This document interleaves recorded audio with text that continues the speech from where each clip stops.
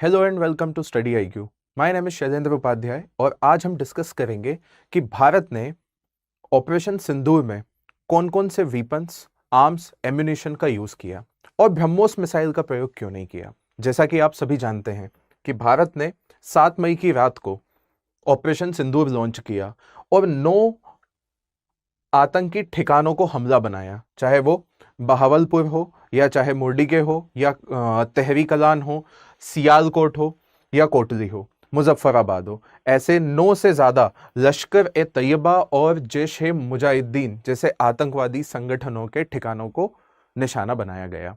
उनमें कौन से आर्म्स, कौन से एम्यूनिशन यूज किए, उस पे आज हम बात करेंगे। तो सबसे पहले बात होती है हमारी मिसाइल की, और कौन सी मिसाइल? SCALP missile. अब SCALP missile, Hammer and kamikaze drone, ये 3 वीपन्स, और you can say these 3 weapons, arms and ammunitions are used by Indian forces। ठीक है, अब उसमें पहला आता है स्कैल्प मिसाइल कि ये मिसाइल क्या है, ये मिसाइल किसने बनाई।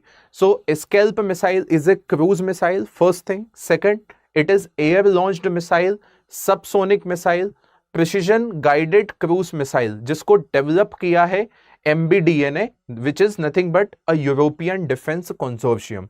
विशेष रूप से ब्रिटेन और फ्रांस का एक कंसोर्शियम है, उसने मिल करके इसको डेवलप किया है। मतलब इस मिसाइल का उपयोग सिर्फ इंडिया ने ही नहीं किया है, इस मिसाइल का उपयोग फ्रांस और ब्रिटेन दोनों ने अपने बहुत सारे वॉर्स में किया है। जैसे इराक वॉर में किया गया है, सीरिया में किया गया है, यहां तक कि नेटो ने ये मिसाइल यूक्रेन को भी दी हुई है और यूक्रेन ने भी इसका उपयोग यूक्रेन रशिया वॉर में किया हुआ है। तो इस मिसाइल का उपयोग क्यों किया गया, इसके पीछे रीजन है। पहली चीज तो ये कि ये प्रिसीजन गाइडेड मिसाइल है जिसकी डीप स्ट्राइक कैपेबिलिटी है, and that is against the high value hardened stationary target. ये जितने भी जो टारगेट हमने यहां पे डिस्कस किए हैं, ये सारे स्टेशनरी टारगेट थे, मूविंग टारगेट नहीं थे। तो मूविंग टारगेट के लिए ब्रह्मोस मिसाइल यूज की जाएगी, लेकिन ये स्टेशनरी टारगेट के लिए स्कैल्प मिसाइल का प्रयोग किया गया। तो एक कारण तो समझ में आया कि ब्रह्मोस मिसाइल प्रयोग करने का नहीं करने की जो वजह है वो ये भी थी कि ये स्टेशनरी टारगेट थे, और उसके लिए सबसे उपयुक्त जो मिसाइल है वो कौन सी थी? SCALP missile. Targets such as bunkers या कमांड सेंटर और क्रिटिकल इंफ्रास्ट्रक्चर। और इस मिसाइल में कौन सा वॉरहेड यूज किया गया ये भी पूछा जा सकता है, तो हम बताएंगे कि इसमें ब्रोच यूज किया गया है। BROACH means bomb royal ordnance augmented charge tandem warhead combining a shaped charge for penetration and a secondary explosive for destruction. तो एक चीज जो यूज हुई वो है स्कैल्प मिसाइल ऑपरेशन सिंदूर में। अब यदि दूसरी वीपन की बात करें, अच्छा उसके पहले हम देख सकते हैं कि फ्रांस ने इसको लीबिया वॉर में यूज किया, इराक वॉर में यूज किया, सीरिया में यूज किया against ISIS and chemical weapon site. Similarly UK deployed it in Iraq, Libya, Syria, supplied to Ukraine for the strike against Russian target, and Ukraine also used the same thing against Russian naval assets infrastructure in Crimea. Ukraine fires, UK supply Storm Shadow। अच्छा, scalp missile जो है इसको Storm Shadow भी कहा जाता है, ठीक है, ये एक ब्रिटिश वेरिएंट है, और स्कैल्प जो है वो एक फ्रेंच वेरिएंट है। सेम ही है, सिर्फ नाम अलग अलग है। तो स्टॉर्म शेडो या scalp missile is the same, और बॉम्ब या वॉरहेड जो यूज किया है उसका नाम है ब्रोच। अब दूसरा जो वीपन है वो है हैमर मिसाइल। अब हैमर क्या है, ठीक है, तो मैंने इसको बहुत अच्छे से यहां पे आपको समझाने की कोशिश करूंगा मैं कि इन दोनों के बीच में क्या फर्क था। देखिए, ये भी प्रिसीजन गाइडेड बॉम्ब है और ये एयर लॉन्च्ड क्रूज मिसाइल है, दोनों में फर्क है, ठीक है। It's range up to 70 kilometre, high altitude launch, it's range is 250 to 560 kilometre, ठीक है। इसका वेट वगैरह तो इतना दिक्कत नहीं है, गाइडेंस याद रख सकते हैं। सबसोनिक ये भी है, सबसोनिक ये भी है, जिसकी स्पीड मैक 0.8 तक पहुंच सकती है। Free fall with rocket boost, ठीक है। वॉरहेड हाई एक्सप्लोजिव पेनिट्रेटर, और यहां पे तो हमने देखा कि ब्रोच यूज हुआ है। इसके अलावा बाकी चीजें इतनी ज्यादा इंपॉर्टेंट नहीं है, लेकिन दोनों के बारे में ये कहा गया है कि ये कहां पे यूज हुआ है, ऑपरेशन सिंदूर में यूज हुआ है, हैमर भी एंड स्कैल्प मिसाइल भी। ठीक है, और तीसरी जो चीज यूज की गई है ऑपरेशन सिंदूर में, ऐसा कहा जा रहा है कि तीसरी जो चीज यूज हुई है वो है loitering munition that India used against Pakistan in operation Sindoor. अब लॉइटरिंग म्यूनिशन क्या है इसके बारे में देखेंगे। अब उनको या तो लॉइटरिंग म्यूनिशन बोलते हैं या फिर कैमिकेज ड्रोन बोलते हैं या सुसाइड ड्रोन्स बोलते हैं, मतलब ऐसे ड्रोन्स जिनका एक ही बार यूज होगा, वो ड्रोन से ही जाकर के फट जाएंगे। ठीक है, जैसे कि ह्यूमन बॉम्ब, यदि टेररिस्ट ह्यूमन बॉम्ब भेज रहे हैं तो हमने भी टेक्नोलॉजी डेवलप करी है ना, और वो ऐसे ड्रोन्स बनाए वो जो खुद जाकर के फट जाएंगे। So this is technological answer for human bomb, that is kamikaze drone designed to carry explosive and crash into the targets, detonating on impact. So unlike the traditional drones that deploy weapon and return, kamikaze drone are single use functioning both the delivery system and the warhead. और ये interesting बात क्या है कि India ने अपनी एक capability यहां पे दिखाई है कि भाई ये जो इस टाइप के कैमिकेज ड्रोन जो हैं वो हम खुद भी बना सकते हैं। This particular kamikaze drone is indigenously developed, ठीक है। इंडिया अनवील्स लीदल स्वदेशी कैमिकेज ड्रोन्स, ठीक है। तो एक ये भी चीज हमें ध्यान रखने की है। अब बात आती है कि कौन कौन से वीपन्स या म्यूनिशन यूज हुए हैं, तो हमने तीन देखे, एक स्कैल्प मिसाइल देखी, दूसरा हमने हैमर बॉम्ब देखा और तीसरा कैमिकेज ड्रोन देखा। और फाइटर जेट्स के बारे में ऐसा कहा जा रहा है कि भारत ने जो यूज किए हैं वो राफेल यूज किए हैं जो हमने फ्रांस से खरीदे हैं। मूविंग अहेड विद दिस, तो ये तीनों के बीच में एक डिफरेंस है जो कि आप देख सकते हो, इनकी कॉस्ट तक का डिफरेंस यहां पे बताया हुआ है, ठीक है। तो एक डिफरेंस है ना, for prelims perspective we should understand that particular difference. अब सवाल उठता है कि ऑपरेशन सिंदूर में ब्रह्मोस का उपयोग क्यों नहीं किया गया, क्योंकि ब्रह्मोस भी इंडिजिनसली डेवलप्ड मिसाइल है, रशिया और इंडिया ने मिलकर के बनाई है और ब्रह्मोस की स्ट्राइकिंग कैपेबिलिटी भी ज्यादा है। फिर ब्रह्मोस का यूज क्यों नहीं किया, तो उसके बहुत सारे टेक्टिकल रीजंस हैं। वो क्या क्या टेक्टिकल रीजन है ये तो आप सब जानते हैं कि ब्रह्मोस की जो कैपेसिटी है, कैपेबिलिटी है, वो ज्यादा है। और ब्रह्मोस यदि वहां पे हम मारते तो क्या होता, पूरा एरिया जहां पर सिविलियन कैजुअलिटी भी होती। और इंडिया ने कहा है कि ये प्रिसीजन स्ट्राइक है जिसका टारगेट ना तो सिविलियन पॉपुलेशन थी और ना ही मिलिट्री स्टैब्लिशमेंट था, क्योंकि हमें एस्केलेशन नहीं करना है, हमें वॉर पे नहीं जाना है। We sent a message that we are targeting only and only whom? Terrorist outfits, terror hideouts, rather than civilian infrastructure or military establishment. That is why India did not use BrahMos missile. Apart from that, strategic and tactical fit for the weapon, जैसे कि BrahMos role is designed for high speed anti-ship, जैसे कि वहां पर bunkers, और वो भी stationery bunkers के लिए यूज किया जाता है क्या, स्कैल्प मिसाइल। लेकिन ब्रह्मोस की जो डिजाइन है वो high speed anti ship land attack role, particularly against strategic target such as aircraft carrier और हेवीली डिफेंडेड मिलिट्री इंस्टॉलेशन। लेकिन हमने तो मिलिट्री इंस्टॉलेशन को टारगेट ही नहीं किया था, ना एयरक्राफ्ट कैरियर को टारगेट करना था। हमारा जो टारगेट था वो क्या था, टेरर हाइडआउट्स। पहली चीज, chosen weapon matched the tactical needs of surgical strike on dispersed non-military targets, क्योंकि टारगेट क्या था, नॉन मिलिट्री टारगेट्स था, टेरर हाइडआउट्स थे। whereas the BrahMos capability were better suited for the high intensity conflict और anti-ship roles। तो इस वजह से ब्रह्मोस यूज नहीं की गई। ये ब्रह्मोस के कुछ डिटेल्स हैं जो मैंने दिए हुए हैं, आप पढ़ सकते हो कि ब्रह्मोस की लेंथ कितनी है, ठीक है, पर एयरक्राफ्ट कितनी ब्रह्मोस यूज कर सकते हैं, इसकी रेंज कितनी है, अभी तो रेंज बढ़ाने की भी बात चल रही है और बढ़ा भी दी जाएगी, ठीक है, इसकी वेलोसिटी कितनी है, ये सब चीजें यहां पे दी हुई है, ठीक है। Moving ahead with this, now the second one is the cost comparison, क्योंकि हमें कोई वॉर तो लड़ना नहीं था, तो एक कॉस्ट कंपैरिजन भी देख सकते हो कि ब्रह्मोस पर मिसाइल जो कॉस्ट जाएगी वो 3.5 million missile significantly higher than the alternatives. बाकी सबकी कॉस्ट और ब्रह्मोस की कॉस्ट बहुत ज्यादा है। अब ये कॉस्ट की बात तो नहीं है, देखिए नेशनल सिक्योरिटी में कॉस्ट की बात नहीं है, लेकिन हमें नेशनल सिक्योरिटी के लिए वॉर नहीं लड़ना था। जब वॉर की बात आएगी तो सबसे पहले शायद ब्रह्मोस ही यूज की जाए, तो इसको इस सेंस में ना देखा जाए कि हम कॉस्ट की बात कर रहे हैं।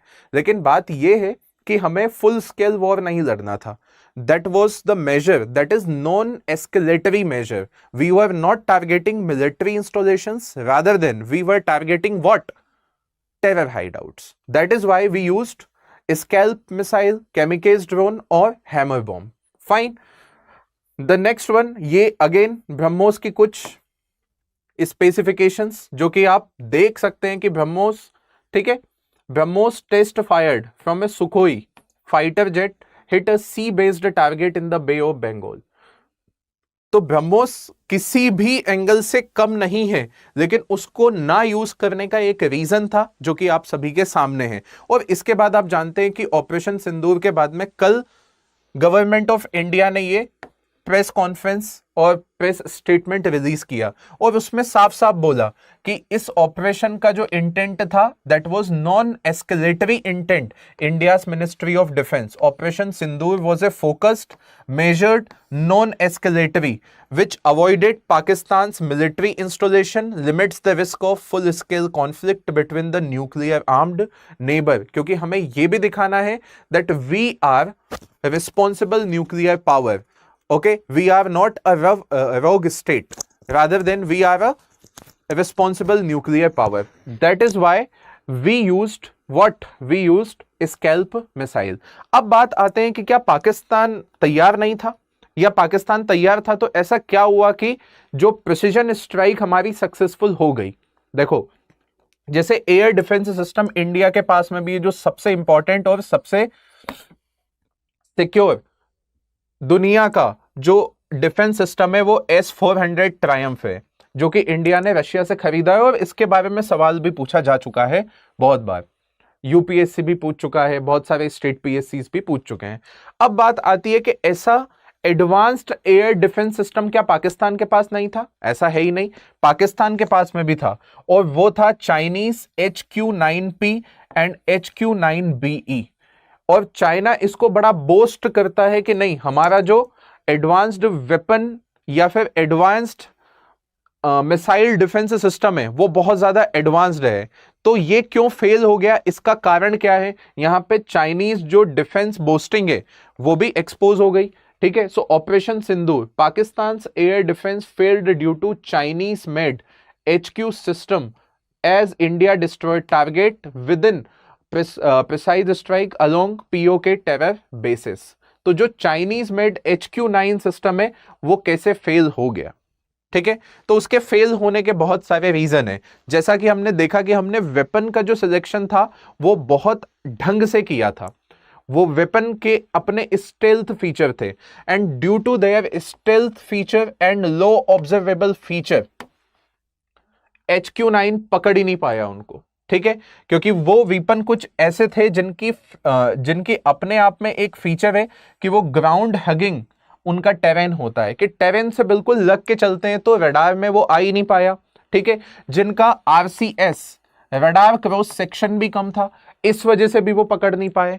ठीक है, HQ-9's failure was partially due to India's strategic timing. इनको लग ही नहीं रहा था कि ऐसा होने वाला है, क्योंकि हमने मिलिट्री ड्रिल तो 7 तारीख को शाम को अनाउंस की हुई थी, लेकिन 7 तारीख को ही रात में कर देंगे, उसके पहले ही मॉक ड्रिल के पहले।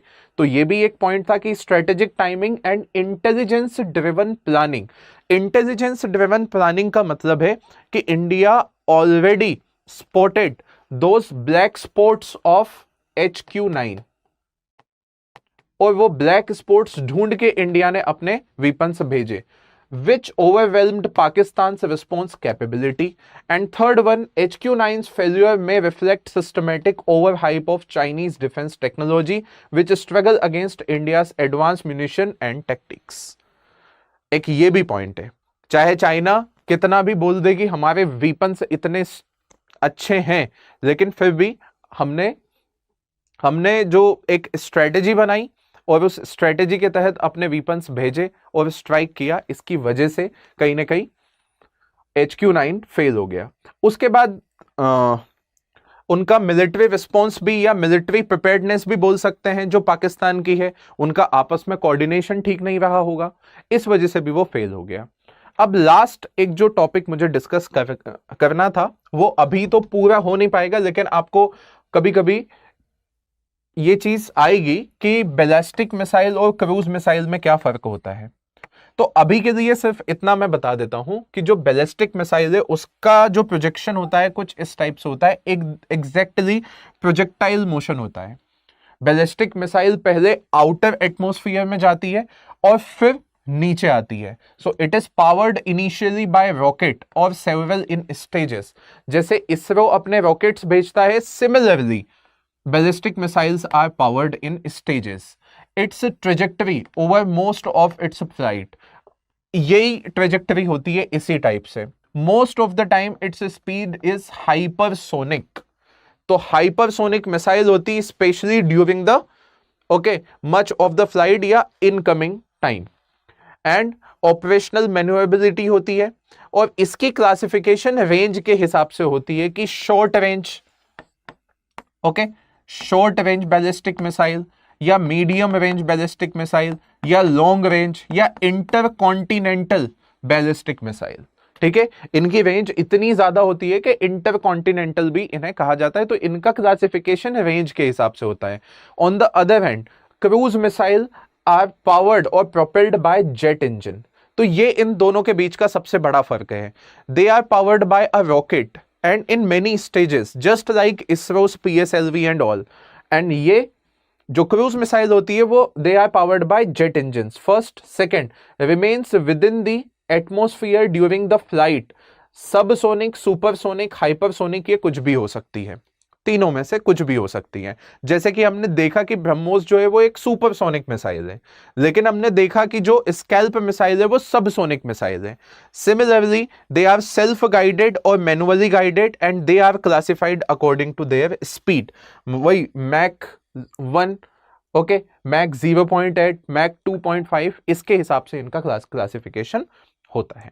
ठीक है, तो आज हमने ये देखा कि ऑपरेशन सिंदूर में कौन कौन से वीपन्स, म्यूनिशन भारत ने यूज किए और उस यूज करने के पीछे वजह क्या थी। और हमने ये भी देखा कि ब्रह्मोस मिसाइल जो थी उसका प्रयोग क्यों नहीं किया गया, और चाइना का जो डिफेंस सिस्टम है जो चाइना ने पाकिस्तान को दिया हुआ है, चाइनीज HQ9, वो क्यों फेल हो गया।